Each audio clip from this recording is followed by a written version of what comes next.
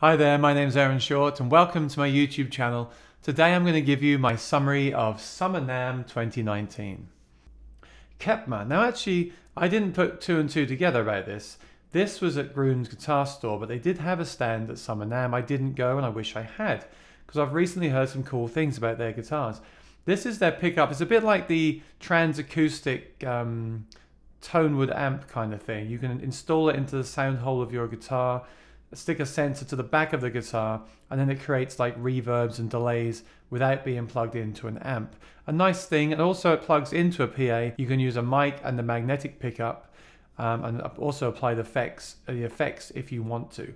I didn't play with it enough to really give a full review or comments on this, but it's a nice idea, and if you're looking for something like that, it's worth checking out. Now also, check out their guitars, because I've been reading about their guitars, and they have some really, like, for the price, the quality is outstanding. I haven't played them, but I really want to check them out because I'm reading great things about the quality and their electronics as well. So look out for Kepma. Okay, next up, Tone Dexter. You know I've featured Tone Dexter on my channel, right, and said various things about it. Well, this is James May and this is Andy. Andy does the software development and James May does a lot of the hardware. Actually, I'm sure they cross over. They're a great team that works together. I like what they're doing. They gave me a demo of some things they're working on, and I see good things for these people. And not many people are doing acoustic IR type stuff right now. You know, Fishman did it, Yamaha did it, but no one's really pushing that anymore. And I feel like Tone Dexter are the ones that are really pushing the acoustic IR thing. And while it hasn't really worked for me live, well, it has and it hasn't. I've had mixed results. I'm keen to see where they're going, and I like the fact they seem to be working on their algorithm and features all the time to continually improve it and just improve things. I will definitely revisit this. I did get a demo of their silent guitar maps, and that worked really well, and I'm hoping to test that at a gig soon. So check out the Tone Dexter if you haven't already.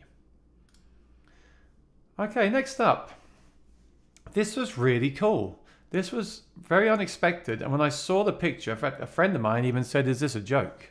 Look at that. It's a Cole Clark, which is a fantastic live guitar. Their three-way pickup system is amazing. I hope to review it on the channel soon, or at least one day. But I have gigged it a few times, and it's great. Acoustically, I don't love the guitars. You know, I'm kind of biased towards Martin on stage for whatever reason, so I haven't really got into reviewing them yet. But their system, I'll say, their system is probably the best system that comes installed in a guitar right now.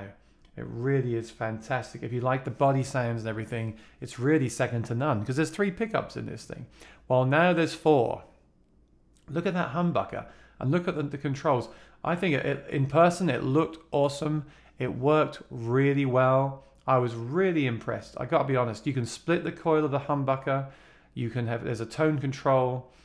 It doesn't seem to feed back. There's a separate output, you can kind of see it there, which allows you to run it into like a helix or even an amp. And then of course you can just blend the control in. Unlike the Acoustasonic Telecaster, where you have to like switch between and blend, this one you just blend it in when you want it and blend it out.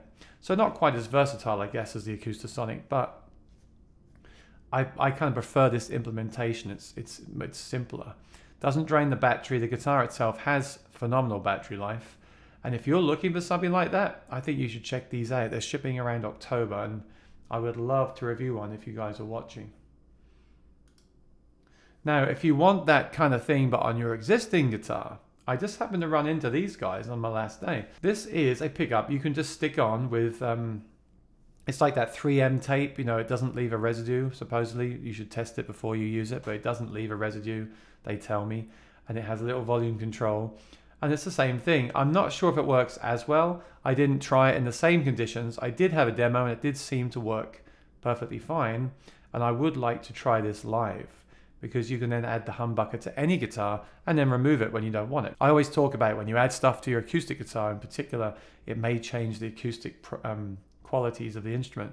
Well, this is cool because you can slap it on there, play the gig, and then take it off again, or move it to another guitar. And I think it's around $100, so it's not as expensive either.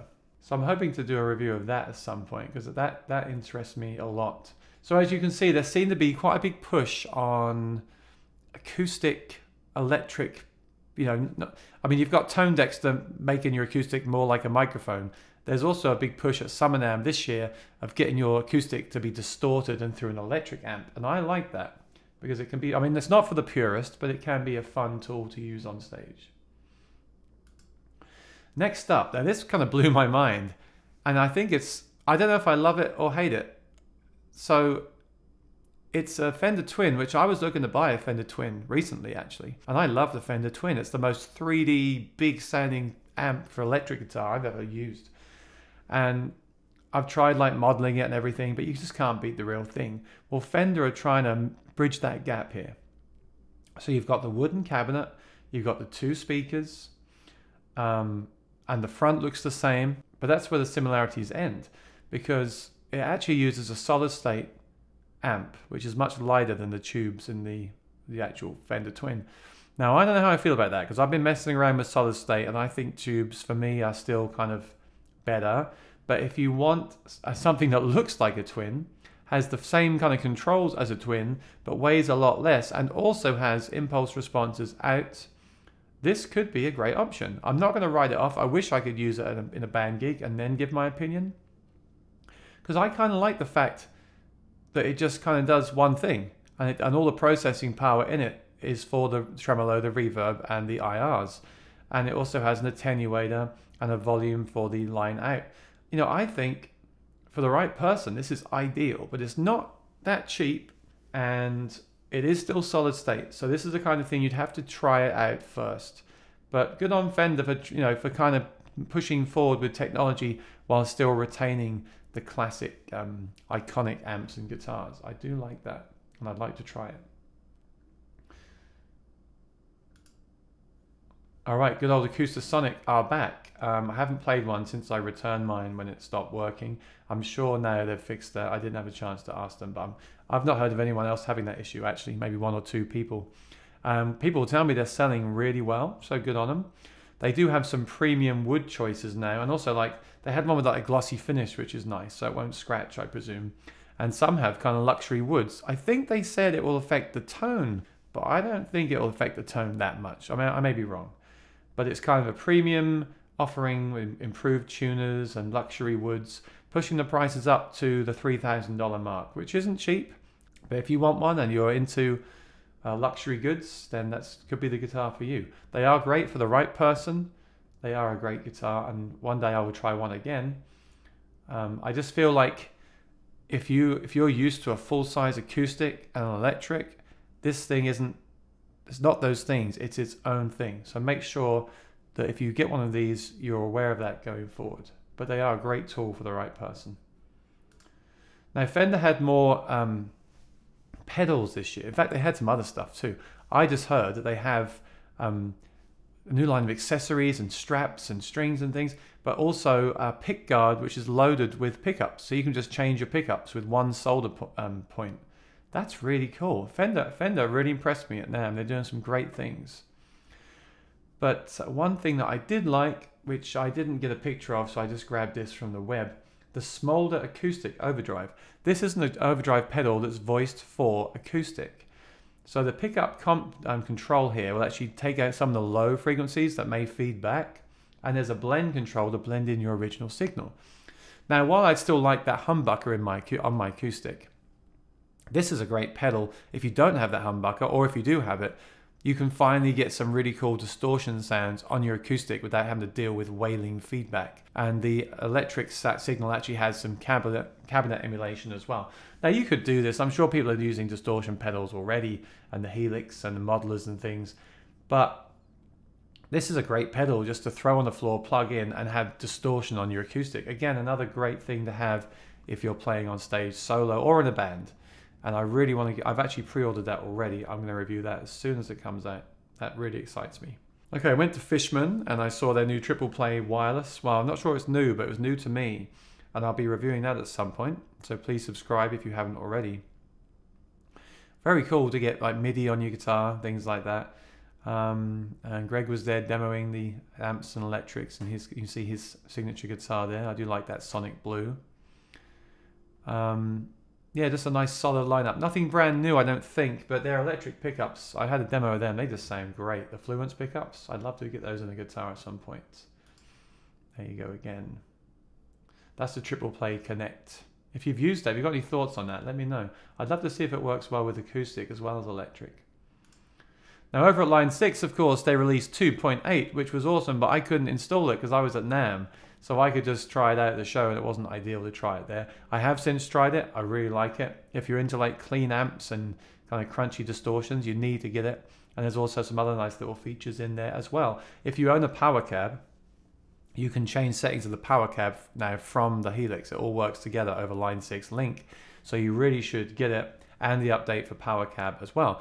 This is something I had no idea about, the power cab plus, which is a 2x12. So what I've got to wonder to myself is, the Helix with a model of a twin into this compared to the deluxe solid state that I showed you earlier. I wonder how they would compare. I really wish I could have them both to compare them, but I'm not willing to go and buy them just to do that comparison. But that'd be really interesting to try those and then try them against an actual twin, of course, as well.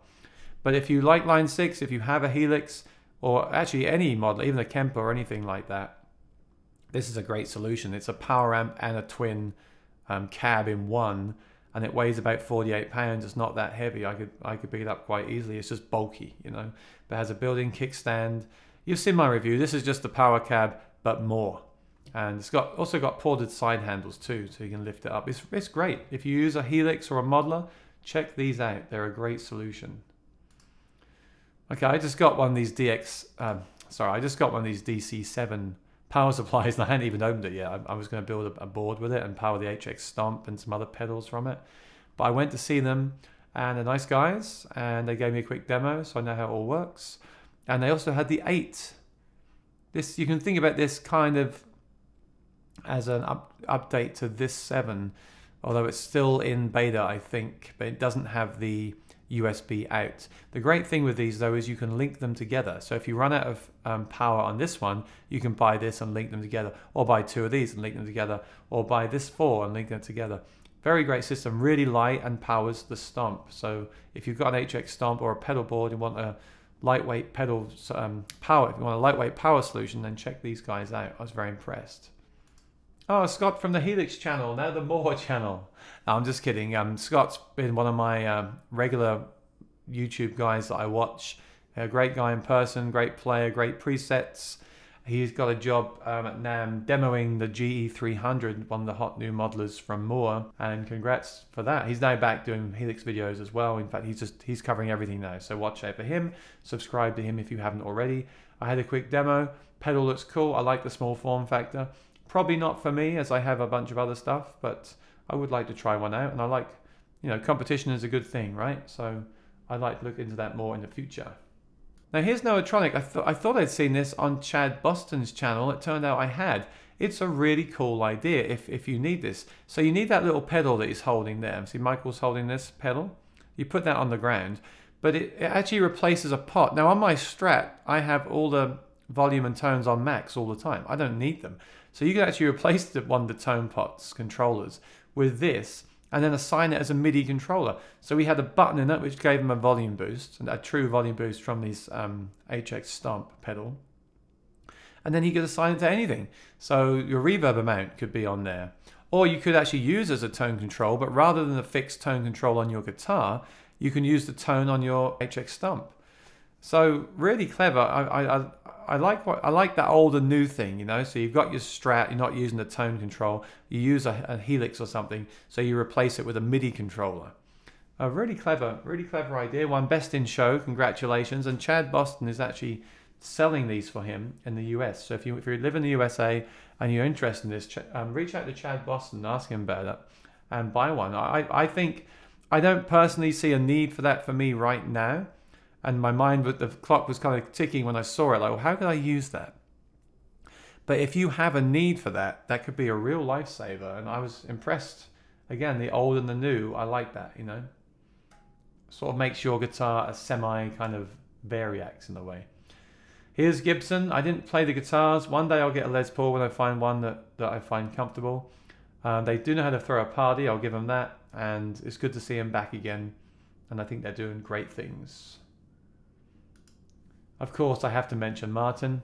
Look at this guitar. This is brand new, the GPC 16E. So Martin had kind of nice little updates to their LXM series, and some of their custom, screen printed guitars were there. But if you're looking for a guitar, a stage guitar, you can't do any better than this. Rosewood back and sides. There's a satin finish, but that's good. It won't scratch. Gloss top. Vintage style tuners. And look at the top on that. It's beautiful. It comes with the Matrix Enhanced pickup from Fishman, which is a very solid system. I like it. It's not my favorite, but it's really solid. It does the body tapping. It sounds good. It's a raw signal, so you could train it with like the tone dexter I mentioned earlier. Actually, that's a good point. I'd like to try that too.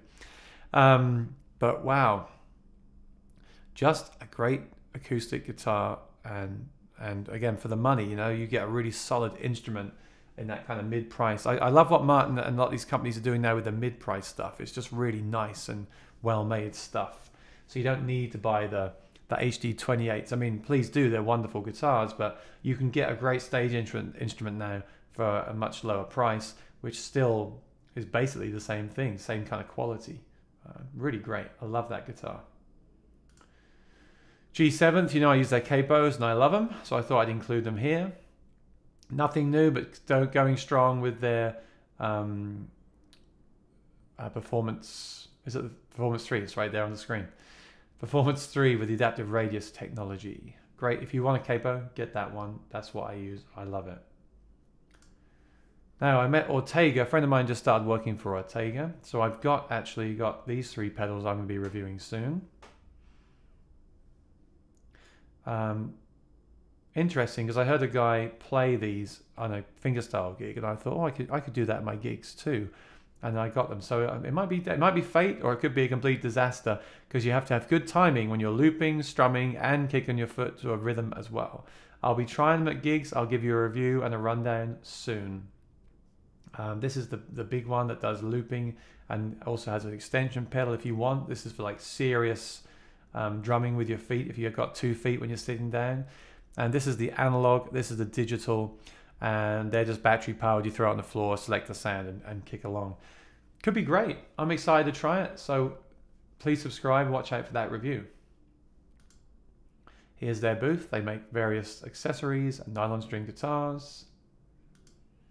There you go, nice stuff. Hi John, thanks for the pedals. And Sam Brenner. Now I'm reviewing one of these soon. This is the new version they're promoting. I have this older version here. Well, I say older. It's the sort of original version. I do use it and I love it. I had a few issues with it in the very beginning with it not syncing, but I've been using it lately with the latest firmware and it seems fine. So I'm going to be doing a review of that soon. I'd love to review the newer one too, because it's got newer technology in it, I think. More of a premium device. But a few people asked me about playing with a metronome on this trip, and I strongly suggest you download the app. It's completely free. And if you really want to take this timing thing seriously, which you should, timing is everything, and that's really true.